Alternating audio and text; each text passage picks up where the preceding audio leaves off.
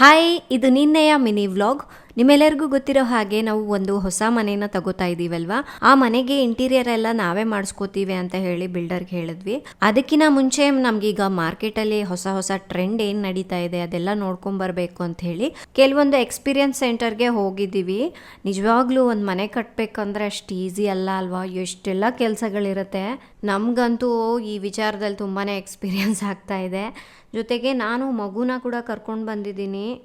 ನಾನು ಕೂಡ ಬಂದು ನೋಡಿದ್ರೆ ಕೆಲವೊಂದು ಐಡಿಯಾಸ್ ಎಲ್ಲ ಸಿಗತ್ತೆ ಅಂತ ಹೇಳಿ ಫಸ್ಟ್ ಒಂದು ಎಕ್ಸ್ಪೀರಿಯನ್ಸ್ ಸೆಂಟರ್ನ ನೋಡ್ಕೊಂಡು ಬಂದ್ವಿ. ಅದಾದ್ಮೇಲೆ ಇನ್ನೊಂದು ಎಕ್ಸ್ಪೀರಿಯನ್ಸ್ ಸೆಂಟರ್ಗೆ ಹೋದ್ವಿ.